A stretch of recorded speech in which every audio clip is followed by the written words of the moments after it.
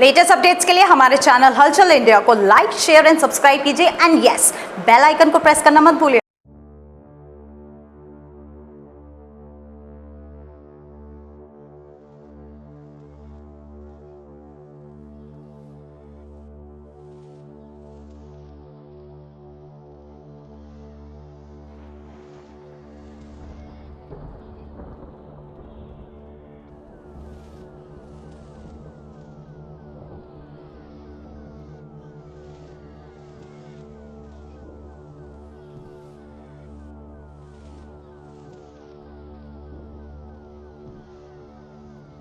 नगर पालिका, हापुड़ नगर पालिका का नाम जिस वक्त आ जाता है तो वहां पर नगर पालिका कितने विवादों में चल रही है। लगातार भ्रष्टाचार के आरोप लग रहे हैं और नगर पालिका में कार्य करवाने वाले सभासद जो हैं वो नगर पालिका पर भ्रष्टाचार का आरोप लगा रहे हैं, विकास कार्यों की पोल खोल रहे हैं। तो वहीं पर जितने भी नगर पालिका के प्रत्याशी थे चुनाव से पहले, वो सभी एक ही चीज को लेकर लोगों के बीच में हाथ जोड़कर वोट मांगने को लेकर पहुंचे थे कि सबसे पहले आवारा कुत्तों और बंदरों पर काम किया जाएगा। मगर नगर पालिका अध्यक्ष पुष्पा देवी बन भी गई हैं। पुष्पा देवी ने भी काफी जो है वादे किए थे लोगों से कि आवारा कुत्ते और बंदर पर सबसे पहले काम किया जाएगा जीत के बाद। मगर वहीं अब बात देखी जाए, विवादों को साइड में रखते हुए अब बताते हैं कि किस तरह से बंदर और कुत्ते पर काम नगर पालिका चेयरमैन ने किया है। सबसे पहले आम लोग ही बताएंगे कि किस तरह से कुत्ते और बंदर पर काम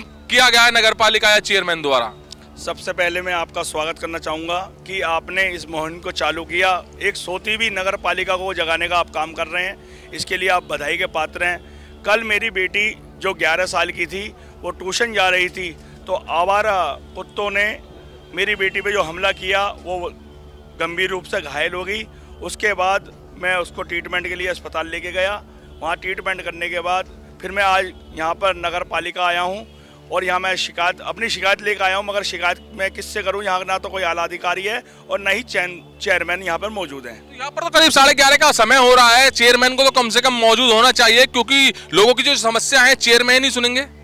भाई इस बात को चेयरमैन को सोचना चाहिए, जिसलिए उन्हें हापुड़ की जनता ने चुना है कि वो टाइम पर आएँ और जो जन समस्या हैं उन समस्याओं का निवारण करें। जबकि बड़े बड़े इनके होल्डिंगों में भी और इनके पर्चों में भी लिखा गया था कि आवारा छुट्टा पशु बंदर और कुत्तों पर काम किया जाएगा, जो अभी तक धरातल पर कहीं नहीं दिख रहा है। लगभग 1 साल होने वाला है नगर पालिका को चलते हुए पुष्पा देवी की जीत के बाद। तो इस 1 साल में क्या लग रहा है कि ये काम हो जाना चाहिए था जो अभी तक नहीं हुआ? क्या इतना बड़ा काम है कि 1 साल के अंदर में भी जो जनता से आश्वासन किया गया सबसे पहले उसको पूरा किया जा सके? जिस हिसाब से लग रहा है कि धरातल पर कोई चीज़ नहीं दिख रही, मुझे तो 1 साल के, मुझे आने वाले 5 साल में भी नहीं लग रहा है जो इस पे काम हो पाएगा। क्योंकि आप देखिए कि कुत्ते इतने ज़्यादा बढ़ चुके हैं कॉलोनियों में, मोहल्लों में, कि छोटे बच्चों का निकलना दुश्वार है। कभी भी वो अटैक कर सकते हैं और कर भी रहे हैं कल। क्योंकि मैं तो जीता जागता उदाहरण हूँ, मेरी बेटी के ऊपर अटैक हुआ और मैं यहाँ शिकायत लेकर आया हूँ मगर कोई सुनने वाला नहीं। मैं अपनी शिकायत किसके पास लेकर आऊँ? मैं एक फरियादी हूँ, फरियादी की कोई सुनवाई नहीं होगी तो फिर क्या फ़ायदा नगर पालिका का भी। सर क्या कहेंगे इस पर, क्योंकि करीब 150 इंजेक्शन रोजाना सरकारी अस्पताल में कुत्ते और बंदर काटने के लगते हैं। कितनी बड़ी संख्या है, यानी अगर 150 लोगों को कुत्ते और बंदर काट रहे हैं जो कि आवारा हैं तो उन पर जान माल का भी खतरा है और ये बड़ी संख्या दिख रही है जिस पर काम करना नगर पालिका को चाहिए। देखिए ये सच्चाई है कि इस समय शहर की कोई भी गलियां हों, आप हमारे यहाँ देखिए पक्के बाग में, नारायणगंज में, हर मोहल्ला इस समय कोई सुरक्षित नहीं है। बंदर हो, कुत्ते हो, हर बच्चे मतलब गली मोहल्ले में मतलब जगह डर रहे हैं कि हम लोग नीचे खेलने जाएंगे तो बंदर तो मतलब आ तो नहीं जाएगा या कुत्ते पे काट तो नहीं लेंगे। अभी कल की घटना है, हमारे विक्की शर्मा जी की बेटी कल ट्यूशन पढ़ने जा रही थी तो अचानक कुत्तों ने हमला कर दिया, जो कि ये दिखा रहा है कि शहर में इस समय कोई भी गली मोहल्ला सुरक्षित नहीं है। बच्चे कतरा रहे हैं, घबरा रहे हैं। हम तो नगर पालिका से ये अपील करेंगे कि जल्द से जल्द जो शहर में जो ये आतंक फैला हुआ है कुत्तों का, बंदरों का, इन्हें पकड़ने के लिए कोई अभियान चलाया जाए, कुछ भी करा जाए जिससे बच्चे अपने को सुरक्षित महसूस कर। हमला कर देते हैं कुत्ते और बंदर, बिल्कुल हमला करते हैं। और बात ठहरी बच्चे का, मतलब बड़े भी आपके सुरक्षित नहीं है। हमारे साथी हैं अंकित शर्मा जी, उन पर भी अभी लगभग 1 महीने पहले हमला हुआ था। मेरे ख्याल से 3 तरह के उनके यहाँ पर कुछ वो जो पंजे मारे हैं। तो आप सोच सकते हैं कि इसमें शहर का कोई मतलब जो कौन आपका सुरक्षित नहीं है, हर जगह आतंक फैला हुआ है। तो नगर पालिका किस तरह से काम कर रही है? लग रहा है कि पिछली नगर पालिका और इस नगर पालिका कार्य शैली में कुछ फर्क लग रहा है आपको? देखिए मैं ज़्यादा ना क्या कि मैं इतना कहूँगा कि चाहे पिछले का चेयरमैन रहे हो बीजेपी के चाहे बीएसपी के रहे हो, दोनों के मतलब जो है इस मामले में मैं बिल्कुल फेल हो चुके हैं। पिछली मतलब जो आपके चेयरमैन साहब थे प्रभु सारवत जी, हमने उनसे भी कई बार अपनी शिकायतें कही थी, फ़ोन भी किया था हमने, हालांकि उन्होंने सुनवाई की थी लेकिन कोई काम नहीं हो सका। इसमें कम हो रही है सुनवाई, कोई सुनवाई नहीं हो रही है।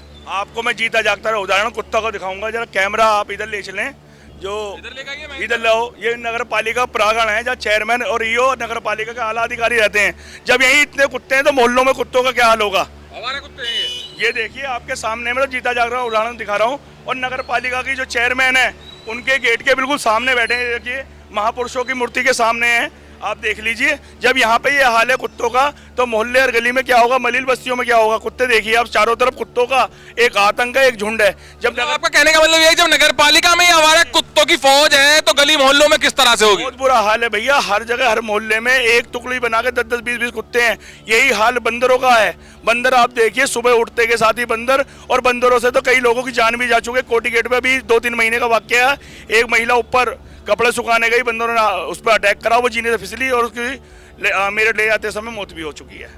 तो जो बंदर और कुत्तों की बात हो रही है, अब बंदर कुत्ते वो पहले जैसे नहीं रहे। जहां पर आप डांटते थे, पत्थर मार देते तो वो भाग जाते थे। अगर आप उनको भगाने की कोशिश करोगे तो वो आपसे चिपटेंगे, आपको काट लेंगे। आप लगातार देखते होंगे किसी भी गली मोहल्ले कॉलोनी में जाते होंगे तो कुत्ते आपकी बाइक के पीछे भग लेते हैं, आपके कार के साथ साथ भग लेते हैं, आप पर पीछे से अटैक कर देते हैं। तो अब माहौल वो पहले जैसा नहीं है। जहां पर कुत्ते और बंदर को आप डांटते थे वो भाग जाते थे, अब सीधा आप पर अटैक करते हैं। और हापुड़ के सरकारी अस्पताल के आंकड़ों की बात की जाए तो करीब 150 इंजेक्शन रोजाना जो सरकारी खाते से लगते हैं वो कुत्ते और बंदर काटने की वजह से लगते हैं। तो अगर 150 का आंकड़ा रोजाना इंजेक्शन लगने का सरकारी अस्पताल के अनुसार है तो किस कदर बंदर और जो आवारा कुत्ते हैं उनका आतंक पूरी कॉलोनियों में होगा।